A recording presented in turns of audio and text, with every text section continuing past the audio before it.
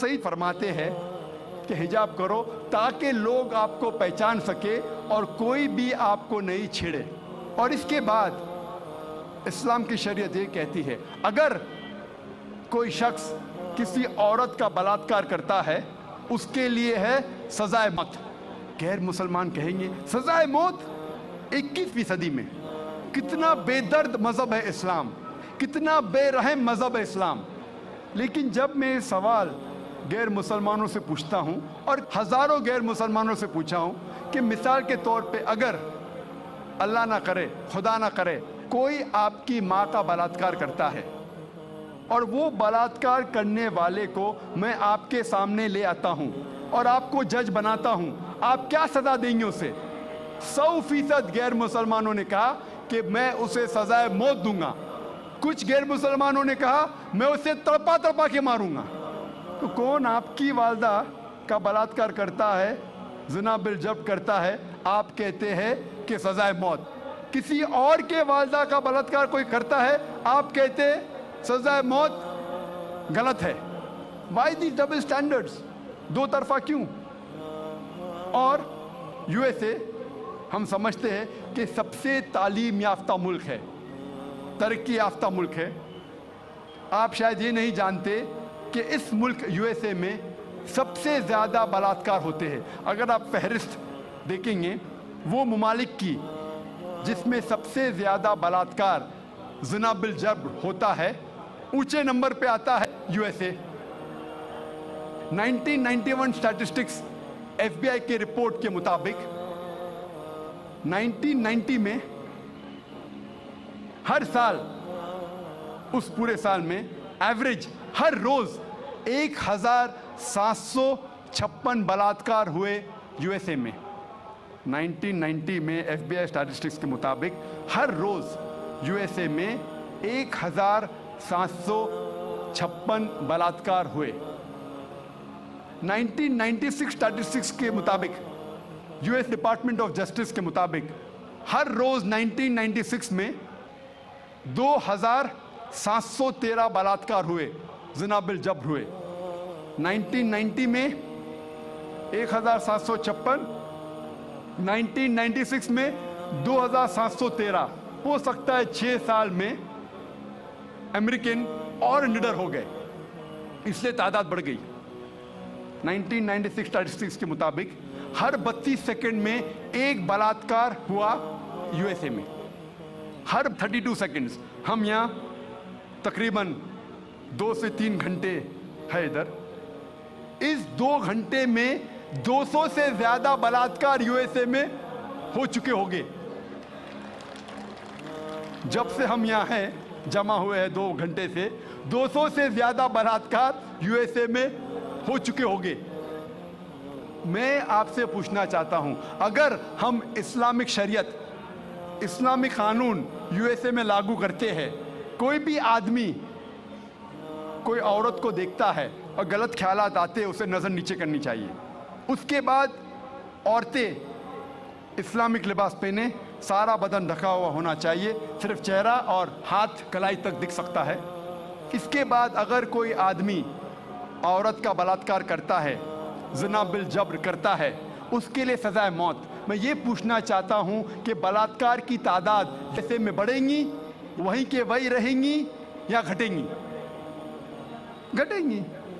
It's a practical لا. آپ جہاں بھی اسلامی قانون لاگو کریں گے, اسلامک شریعت لاگو کریں گے, چاہے وہ یو ایس اے میں ہو, کینیڈا میں ہو, یو کے میں ہو, ہندوستان میں ہو, سعودی عربیہ میں ہو, سنگاپور میں ہو, جہاں بھی آپ لاگو کریں گے فوراً آپ کو ریزلٹس ملیں گا, فوراً اس دیش میں رحمت ہو جائے گی. اور چند سال پہلے جب ایل کے اڈوانی اس ملک کے ہوم منسٹر تھے, انہوں نے کہا تھا کہ بلاत्ಕಾರ کرنے والوں کو اس دیش میں سزائے موت ہونا چاہیے. انہوں نے کہا تھا اور میں اس کے لیے ان کو مبارکباد دیتا ہوں. باقی باتیں ایل کے اڈوانی کی میں نہیں مانوں, لیکن یہ بات کو ضرور مانتا ہوں کہ اس ٹائم جب وہ ہوم منسٹر تھے انہوں نے کہا تھا کہ ہندوستان میں بھی جو بھی انسان، جو بھی شخص کوئی عورت کا بلاत्कार کرتا ہے اس کو ملنا چاہیے سزائے موت. ہو سکتا ہے کہ اگلے ہوم منسٹر یہ کہیں گا کہ عورتیں اسلامک لباس میں ہونا چاہیے، انشاءاللہ ہو سکتا ہے. جو صحیح ہے ہمیں اسے ماننا چاہیے. آج کی میڈیا کہتی ہے کہ اسلام عورتوں کو ذلیل کرتا ہے، عورتوں کی حقوق نہیں ہیں اس مذہب اسلام میں. جب ہم ویسٹرن میڈیا دیکھتے ہیں ہمیں پتہ لگتا ہے the western talk of women's liberalization, the western talk of women's liberalization is nothing but a disguised form of exploitation of a body, deprivation of honor and degradation of a soul. یہ مغربی نعرہ آزادی نسواں کا حقیقت میں عورت کو ذلیل کرتا ہے، اس کی عزت کو لوٹتا ہے، آبرو کو لوٹتا ہے. The Western society claiming to uplift the woman has actually degraded her to a status of concubines, mistresses and society butterflies which are hidden behind the colorful screen of art and culture. یہ مغربی تہذیب جب کہتی ہے کہ ہم عورتوں کے درجے کو بلند کرتے ہیں، حقیقت میں وہ عورتوں کو طوائف بناتے ہیں، رخیل بناتے ہیں، بازار کی زینت بناتے ہیں، آرٹ اور کلچر کے رنگین پردے کے پیچھے. آرٹ اور کلچر کے نام پہ وہ کہتے ہیں کہ ہم عورتوں کو آزادی دے رہے، حقیقت میں وہ انہیں ذلیل کرتے ہیں. اور ہم دیکھتے ہیں وومنز لبرلائزیشن کے نام پہ یہ ویسٹرنرز کیا کر رہے ہیں. آپ دیکھیں گے اکثر ایڈورٹیزمنٹ میں آپ کو عورتیں ملیں گی. جو چیز عورتیں استعمال نہیں کرتی اس میں بھی عورتیں موجود ہیں. مثال کے طور پہ آپ اگر موٹر سائیکل کی ایڈ دیکھیں گے، کتنے خواتین، کتنے عورتیں دنیا میں موٹر سائیکل چلاتی ہیں، کتنے، پھر بھی موٹر سائیکل کی ایڈ میں آپ عورتوں کو دیکھیں گے. ایک بہت فیمس ایڈ تھی، مجھے کس نے کہا تھا، بی ایم ڈبلیو موٹر گاڑی کی. یہ گاڑی ہے بی ایم ڈبلیو جو نوجوانوں میں بہت فیمس ہے، بہت مشہور ہے. عام طور پہ مرسڈیز کو مانا جاتا ہے بہت اچھی گاڑی، لیکن نوجوانوں میں بی ایم ڈبلیو وہ اور تیز ہے، اس کا پک اپ اچھا ہے، تو نوجوان پسند کرتے ہیں بی ایم ڈبلیو گاڑی، اور تیز اور پک اپ، ویری فاسٹ کار. تو مجھے کس نے کہا تھا، ایک مشہور ایڈورٹیزمنٹ تھی بی ایم ڈبلیو کی. اس بی ایم ڈبلیو کے آگے اس ایڈورٹیزمنٹ میں ایک عورت ہے بکینی میں، اس کے بدن پہ بہت کم لباس تھا بکینی میں، اور وہ ایڈ میں لکھا تھا، وہ گاڑی کے آگے کھڑی تھی وہ عورت بکینی میں، اور ایڈورٹیزمنٹ میں لکھا تھا ٹیسٹ ڈرائیو ہر ناؤ، اسے گھماؤ اور دیکھو ابھی. کس کو، لڑکی کو یا گاڑی کو؟ یہ مغربی تہذیب ان کے ماؤں کو بیچتی ہے، ان کے بیٹیوں کو بیچتی ہے، ان کے بہنوں کو بیچتی ہے. ہم اس کو بالکل غلط کہتے ہیں. ہم نہیں چاہتے کہ ہمارے ماں، ہمارے بہن، ہماری بیٹیاں بازار کی زینت بنیں.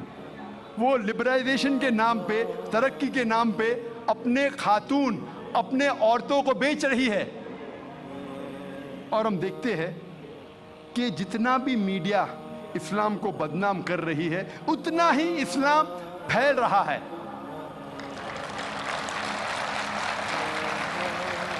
آج سب سے زیادہ پھیلنے والا مذہب ساری دنیا میں نمبر 1 اسلام. یو ایس اے میں سب سے زیادہ پھیلنے والا مذہب اسلام، یورپ میں سب سے زیادہ پھیلنے والا مذہب اسلام.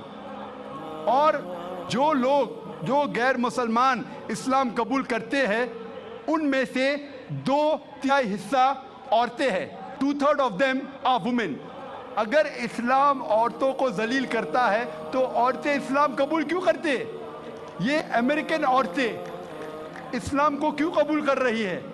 یہ یورپین عورتیں اسلام کو کیوں قبول کر رہی ہے؟ کیونکہ وہ جانتے ہیں کہ عورتوں کے مسائل کا حل اسلام ہے. وہ جانتے ہیں کہ عورتوں کے لیے رحمت ہے اسلام.